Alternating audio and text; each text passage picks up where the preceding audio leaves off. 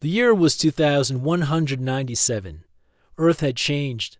The countries no longer fought. Instead, they worked together. People lived in tall floating cities, oceans were clean again, and machines helped grow food for all. Earth had finally become a peaceful world. For many years, humans had looked up at the stars. They had sent small probes and robots to space. They had watched alien ships pass by, always just out of reach. Now, after 200 years of effort, Earth had finally built its first faster-than-light spaceship. It was called the Starflame. People everywhere were excited. News channels showed the ship launching from orbit. Children watched with shining eyes. Scientists smiled with pride. For the first time, Earth was ready to visit other worlds, not just to look, but to join. The Earth Alliance sent a request to the Galactic Council. It was a group of powerful alien species who made the rules of space travel. Their message was simple: Earth is ready. We asked for permission to join the Galactic Network. Everyone waited. A day passed, then a week. Then came the reply. The message was short: request denied.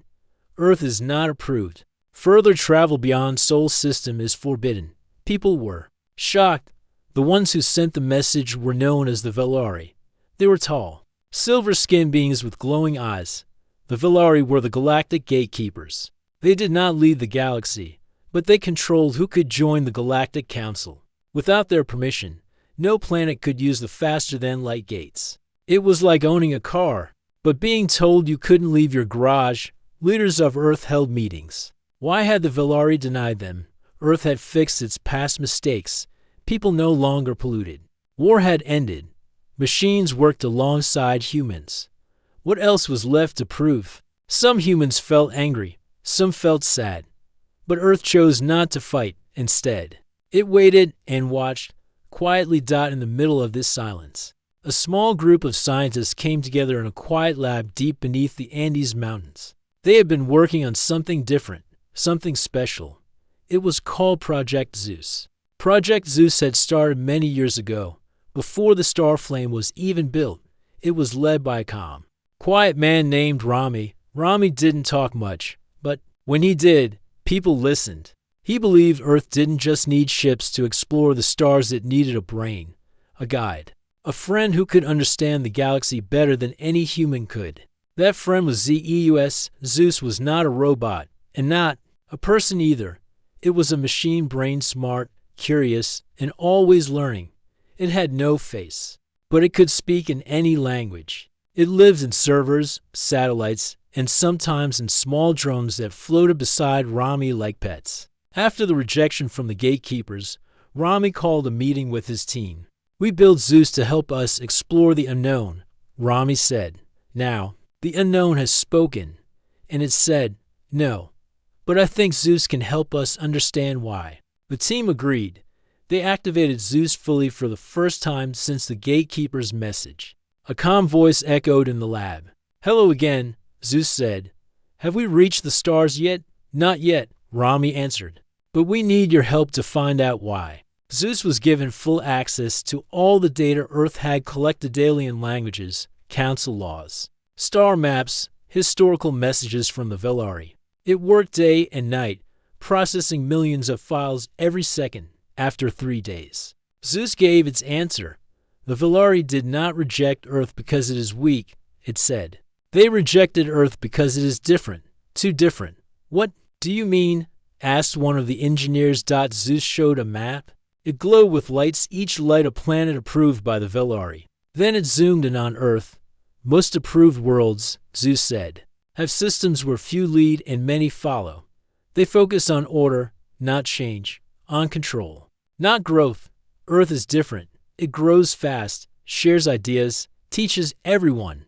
This scares them. The lab was quiet. Everyone looked at each other. They're afraid of us, asked another. Not of humans, Zeus answered. They fear what humans will teach others. The Velari keep peace by keeping ideas locked away. Earth unlocks ideas. That was the moment everything changed. Rami stood at the front of the room. If Zeus is right, then we have a new problem. The galaxy doesn't think we are dangerous. They think we are contagious. Some people in the team laughed a little. not out of joy, but out of surprise. We can't fight them, Rami said. And we don't want to. That would only prove their fears. But maybe we can show them who we really are. Not with ships, but with something better. Like what? A young assistant asked. Like kindness, Rami said. Like science. Like sharing. The idea was simple. If the gatekeepers wouldn't let Earth walk through the front door of the galaxy, then Earth would find another way, in a quiet way, a peaceful way, not with weapons, but with knowledge, and Zeus would lead them. Over the next few months, the team sent small probes into space, tiny, silent explorers. They used old communication laws that were still allowed by the Council. The probes shared Earth's music, stories, and languages. Some carried small machines that could fix broken tools or clean dirty water. The probes didn't shout. They didn't announce Earth's arrival. They just helped, quietly. And slowly, something strange began to happen. A small alien species called the Fiend, who lived on a frozen moon, sent a message back. We heard your music. It made our children dance. We have not danced in many years. Thank you, Earth.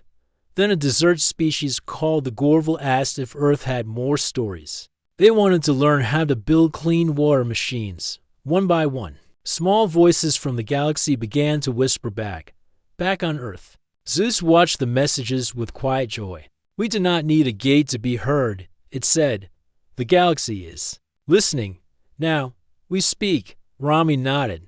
Then let's tell them who we are. The Earth Alliance was quiet on the surface, but underneath, it was alive with quiet movement. People felt sad and confused about the rejection from the Velari, the galactic gatekeepers. Still, the Earth leaders decided not to argue. They wanted peace. They wanted to understand the reason behind the no. Rami, the head of Project Zeus, worked in a hidden base beneath the Andes Mountains. It was far away from the noise of politics and news cameras. Here, Rami and his small team of thinkers, scientists, and builders had worked in silence for over 10 years. Now, it was time to let Zeus speak. What exactly was Zeus? Zeus was not just a computer. It was more than a machine, more than any single program. It could learn, reason, and grow. It didn't sleep or get tired. It had no face. But its voice was calm and kind. It spoke like a teacher who always had time to explain things.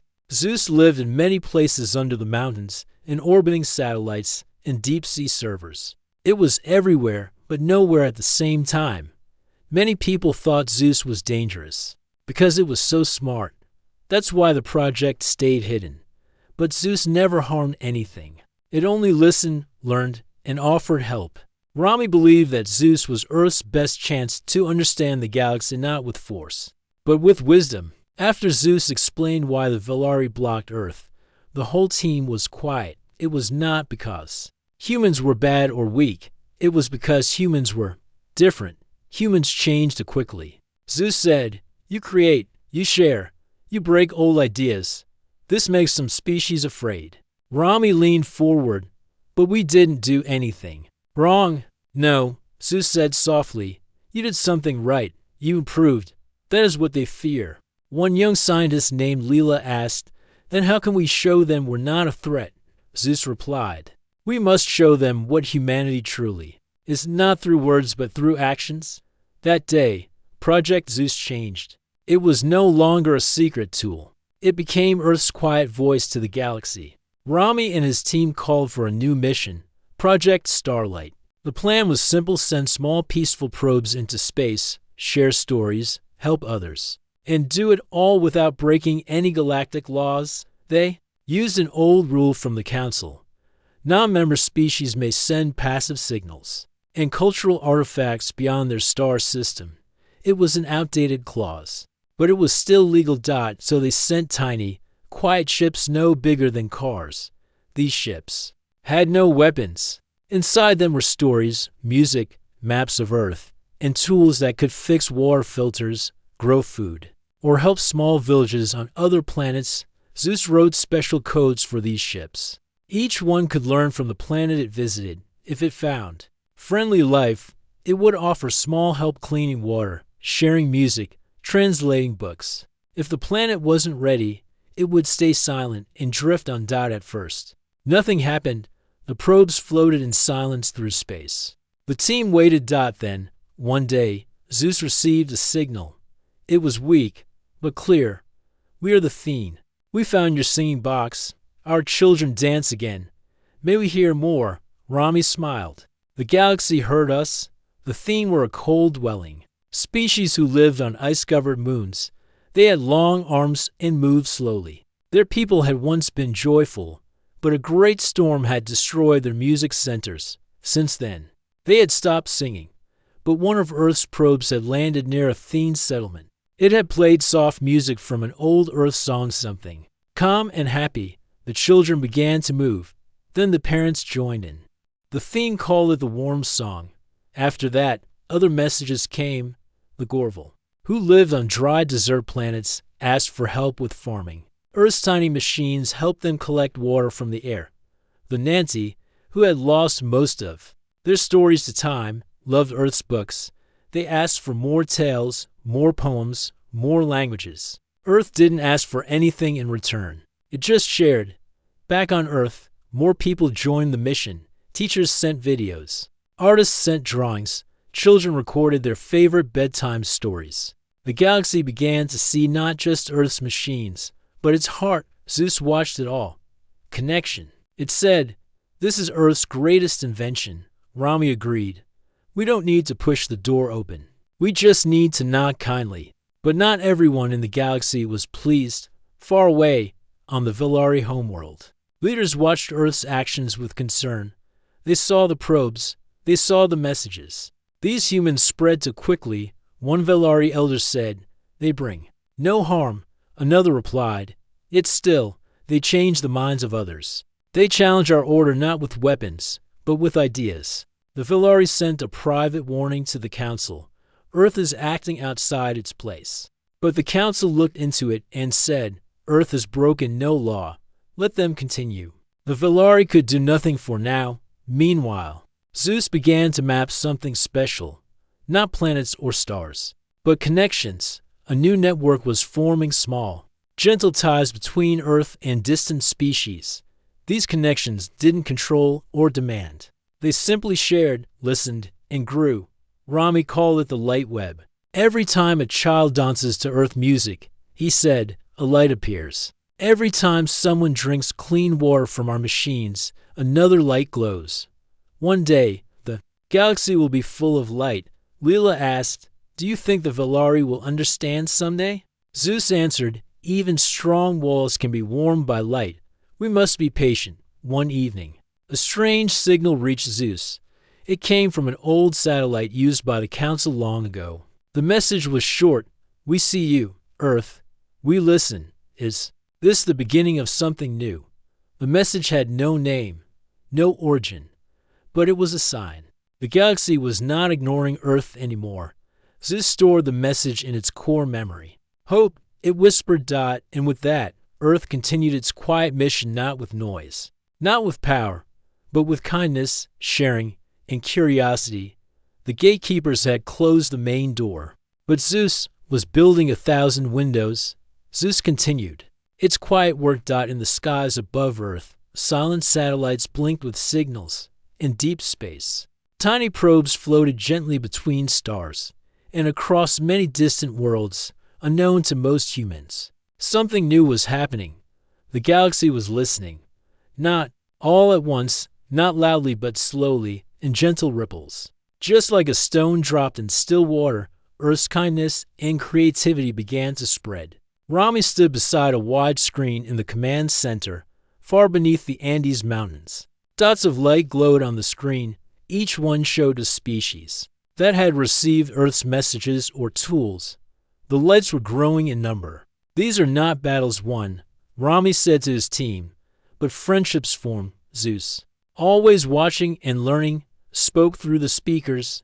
"The pattern is clear. Small connections grow faster than large ones. One kind message can spread through many minds. The galaxy is a web, not a wall." Rami nodded. "Then let's keep weaving." The Earth team called their new plan the quiet thread.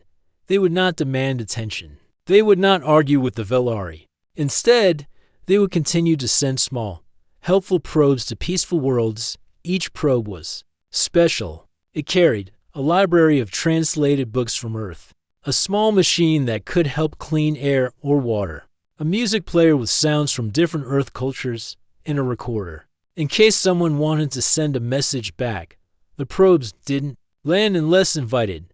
They floated near planets, waiting politely. Some planets ignored them. That was okay. Zeus always said, patience is part of peace. One day, a signal came from a new world, the Lyric. The Lyric were a quiet people with bird-like feathers and long arms. They lived in tree cities above deep jungles. They had no interest in big machines or space travel. But one lyric artist had heard Earth music from a probe. He was so moved that he painted pictures of what he imagined humans looked like. His art spread through his world. The lyric leaders sent a message to Earth. Your music opened a door in our hearts. We welcome more. The Earth team smiled. Zeus quietly stored the message in its core. Another thread added. Far across the galaxy, something else was happening. The Velari, the gatekeepers, had started to notice. Their control of the Galactic Council was old and strong. They did not rule by force but by limits, by deciding who could speak, who could travel, and who could share. To them, Earth's actions were a quiet storm. The Velari met in a great silver tower on their homeworld. Their voices were cold, their robes long, and their minds focused on order. They are not fighting. One Velari said, they are singing, teaching, helping. But still, they move too fast. They break nothing, another replied. Yet, they undo everything. They could not stop Earth without breaking their own laws. So, for now, they watched. Back on Earth, the team received another signal, this time from a planet called Nokari. The Nokari were engineers, brilliant builders, but they had a problem they could not fix. Their air systems were failing in their underground cities. Many of their children were getting sick from low oxygen. They had tried everything. One Earth probe, floating above the planet, offered a solution: an air filter design created by Zeus. It was simple, clean, and used very little power. The Nokari tested it. It worked. Within weeks, their cities had clean air again. The Nokari sent back a message: Earth is not a stranger. Earth is a helper. This message reached not just Zeus but many small species who trusted the Nokari. The trust grew, quietly, like a tree growing in shade. Back on Earth, Rami and his team gathered for a meeting. They sat in a bright room filled with screens and soft lights. On one wall, a large display showed the quiet thread map. New stars lit up daily. Leela, the young engineer, pointed at a section. Look here, she said. The Thene, the Nokari, and the Lyric, they've started sending messages to each other. We didn't ask them to. Rami smiled. We didn't need to. They found each other through us. Zeus added, this is a network of trust. It does not belong to Earth. It belongs to all who join it. The team was silent for a moment, letting that truth sink in. Then Rami said, what started as a door for Earth may become a window for everyone. A few weeks later, something surprising happened. One of Earth's probes was invited to a council-adjacent planet, a world that often observed council meetings but did not vote. The planet's name was Arama. Its people were soft-spoken thinkers with glowing eyes. They lived in floating cities above pink oceans. The Arama said, we wish to meet you, not your leaders, but your storytellers. Earth sent recordings of poets, teachers, and school children reading stories. The Arama listened to them all. In return, they shared their own stories, ones the Velari had once asked them not to tell. Now, they felt brave enough to share them again. The thread was no longer quiet. It was becoming a song. Still, the Earth team remained careful. They never claimed leadership. They never told anyone to follow them. They never criticized the Velari.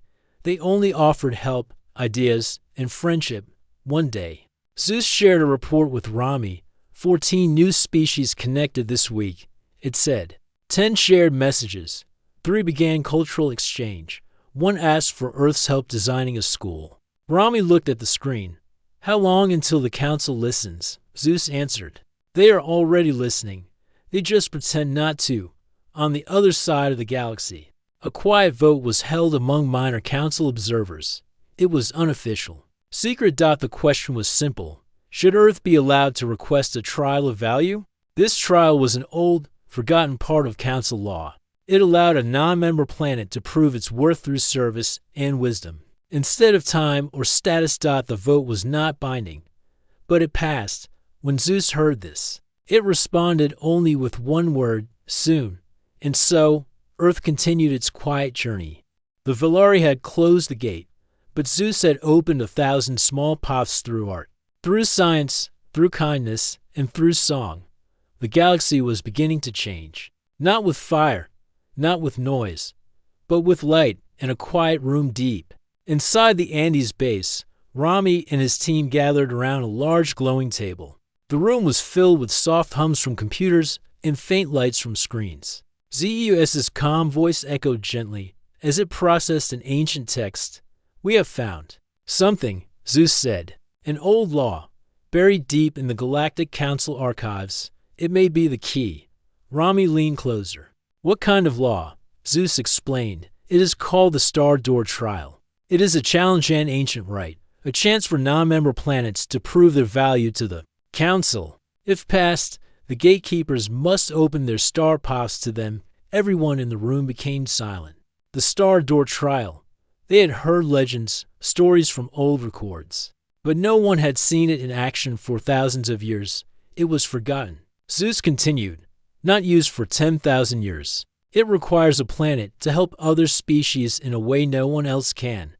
Not by fighting, but by solving problems." Rami looked at his team. "If we could pass this trial, Earth would be accepted. The gatekeepers could not deny us anymore." "But why was it forgotten?" asked Leela, the young engineer. "Because most planets gave up hope," Zeus answered. "Because it is difficult. The trial tests the spirit of cooperation and wisdom, not strength. Most believed it impossible." Rami smiled quietly. "Then that's the challenge we must accept." The team worked fast.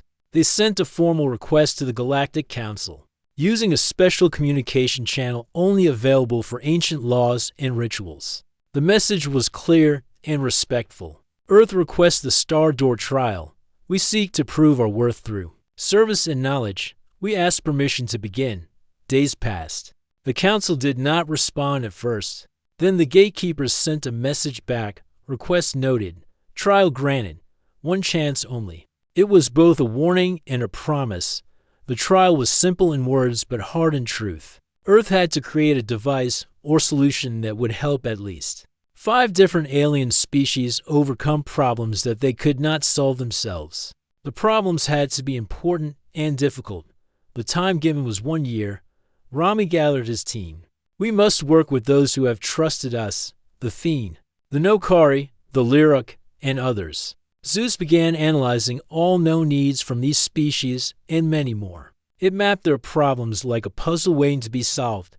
The first challenge was with the Fiend, who lived on a frozen moon with icy oceans. The Fiend had lost their food sources after a long winter storm that destroyed many underwater plants. They depended on fish and sea vegetables, but the storm made the water too cold and dark. Zeus suggested building a device that would warm small areas of the ocean using solar energy stored during long summer days. This device could create small gardens of sea plants to grow food again. The Earth team built the prototype using simple materials and sent the design to the Fiend.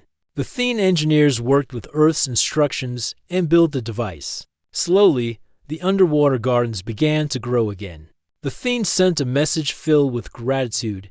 "You have helped us feed our children once more. Your kindness gives us hope." Next came the Nokari, whose air systems had only recently been fixed, but now they faced another problem. Their cities suffered from power shortages. Their solar panels could not store enough energy during long nights.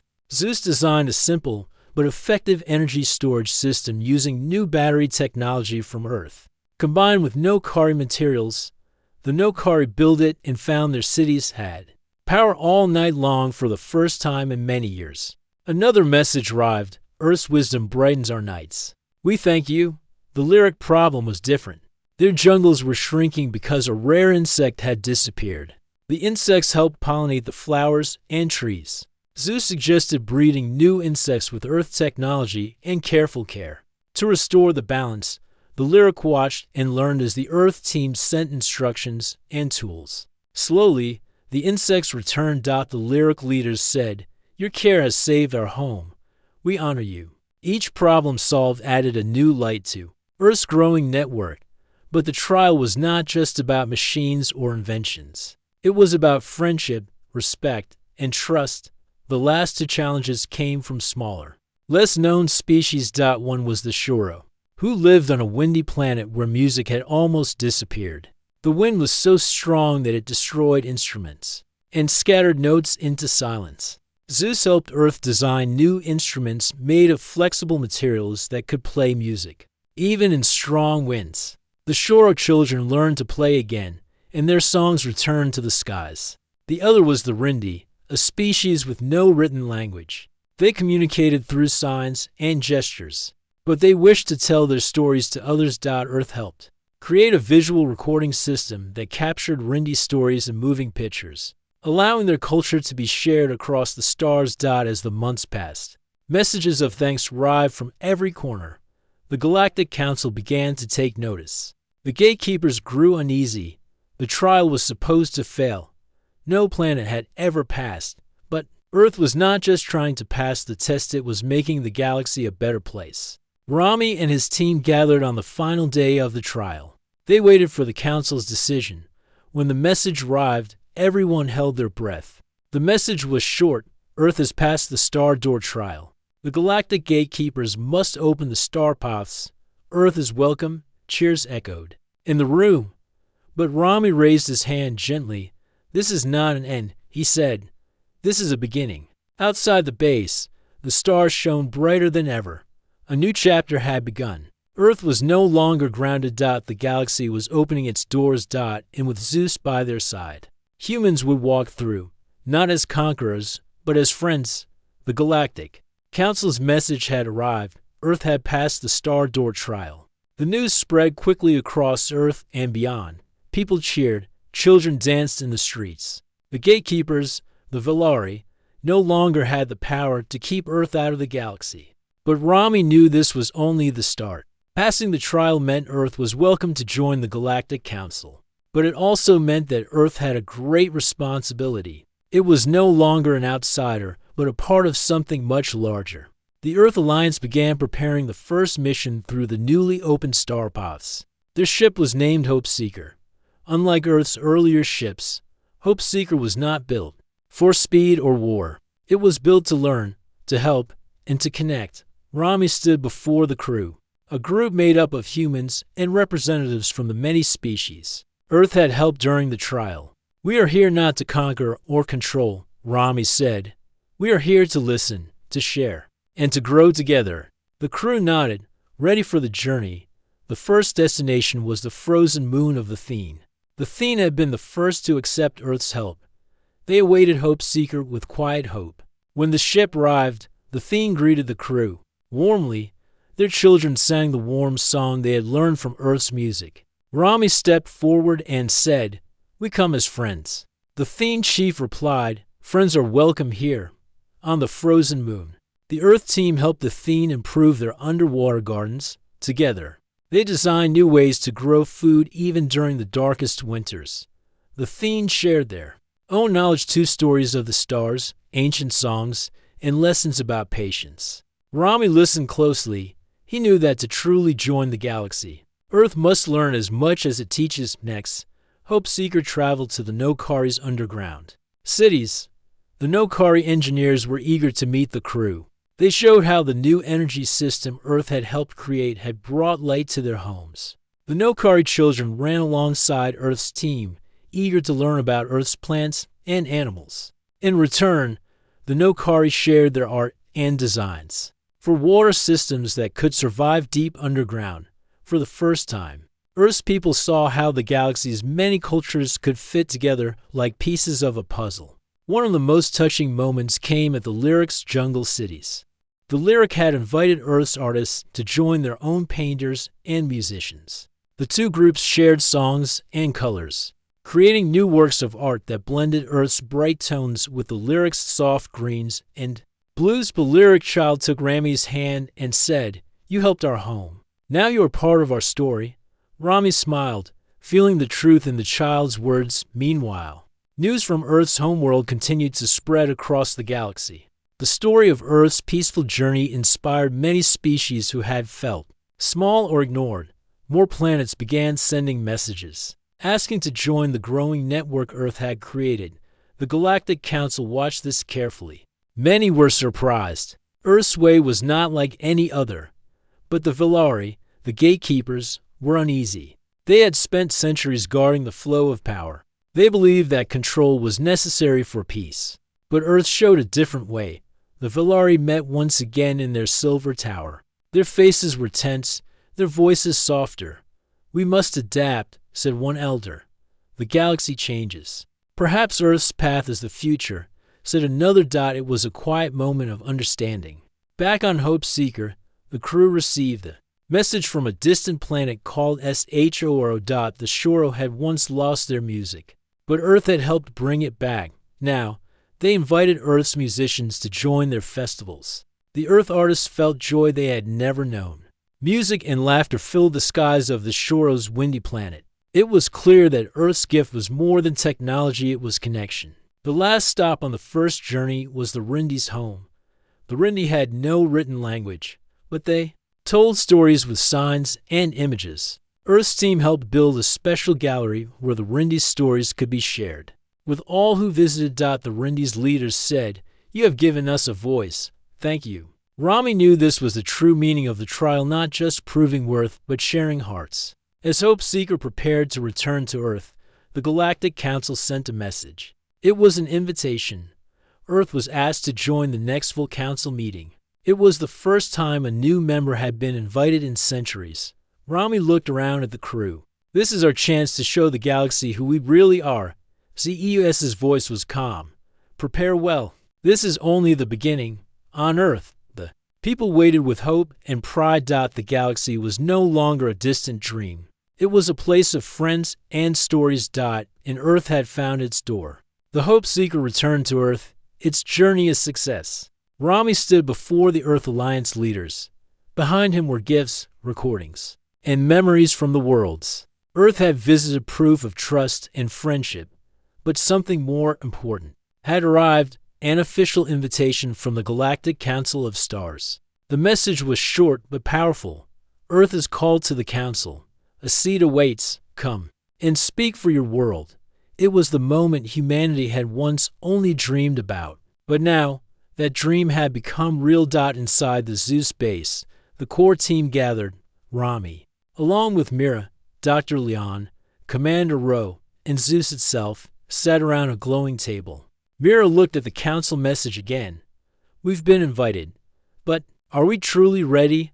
Dr. Leon nodded. "We passed their trials. We brought hope. But the council is different. It's not about machines. It's about voices," Commander Ro added. "And many of those voices do not trust us yet." Zeus, the AI at the heart of Earth's mission, spoke in its calm voice. "Then let us earn that trust." Preparation began. The Earth team had only 10 days before the council meeting. Special envoys arrived from allied species, the Thene, Nokari, Lyric, and Shoro. Each offered guidance and friendship. The Thene gave Earth's team warm sky robes, a symbol of peace. The Nokari engineers gifted a light crystal, representing shared knowledge. The Lyric brought scrolls painted with stories of unity. The Shoro musicians gave a golden bell that sang with the wind. Each gift had a meaning.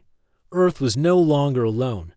The meeting place of the Galactic Council of Stars was on a station called Lermos, floating near a quiet blue star.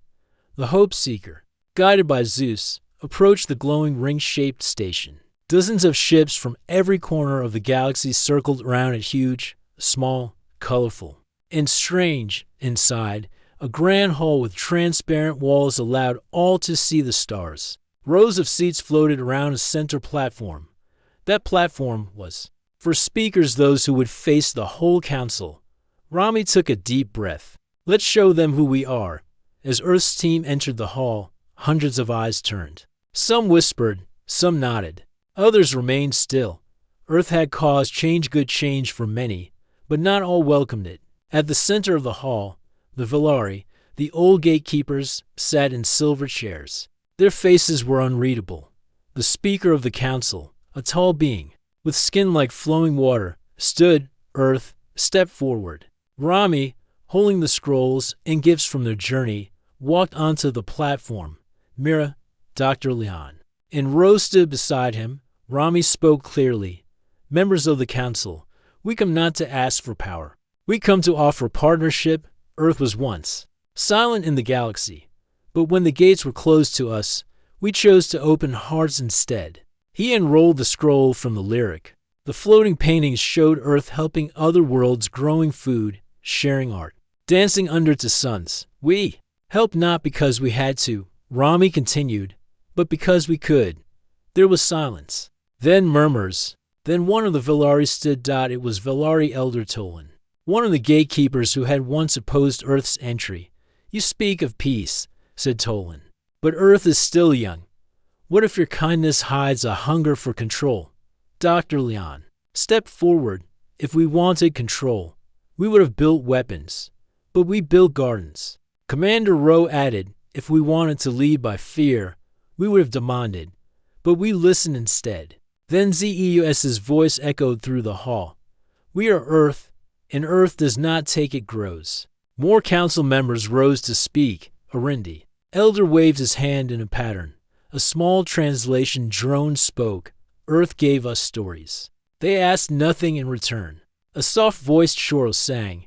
Their kindness brought music to a world that had forgotten how to sing.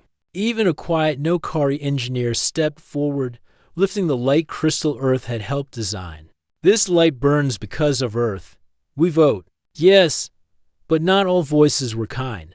One counselor, a being covered in silver armor, said, what happens when Earth becomes too large, too trusted? Who will stop them? Mira answered calmly. Then we trust the council to guide us, as it guides all.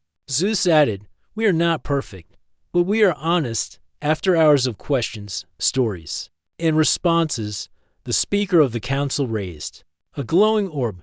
The vote will begin.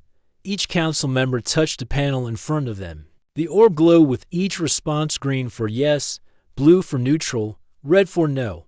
The hall waited. A slow glow filled the room, more green than red, more hope than fear. The orb turned gold. The speaker said, Earth is welcomed, a seat is given. The Earth team did not cheer loudly. Instead, they stood quietly, letting the moment speak for itself. Then something surprising happened. Velari Elder Tolan walked forward. He held a small silver disc, a symbol of peace from the Velari. He offered, it's a Rami. You change minds, not by force, but by choice. The galaxy watches. May you walk in balance. Rami accepted the gift with both hands. Thank you. We walk with all. Later, outside the council chamber, the Earth team stood under the stars. Dr. Leon whispered, we did it. Mira looked at the horizon. No, we've only just started. Commander Rowe nodded. Now comes the real work. Zeus agreed. The galaxy is open. Let us walk carefully. That night, lights danced across Earth's skies. People watched the sky and smiled. Earth was no longer grounded. Earth had taken its seat among the stars. And this time, they were ready. The Earth team returned home with honor. Their names were known across planets now. News of Earth joining the Galactic Council of Stars spread fast. People on Earth celebrated with joy, pride, and hope. But far beyond Earth, in a cold part of the galaxy, danger was waiting. A forgotten species the Drek had been watching. Long ago, they were part of the galaxy's power. But when the council was formed, the Drek refused to join. They believed only in strength, not peace. Now, they saw Earth's rise as a threat. They are weak. One Drek commander growled, but others listened to them. That is dangerous. A dark plan began. Back at the Zeus base, Rami, Mira, Rowe, Dr.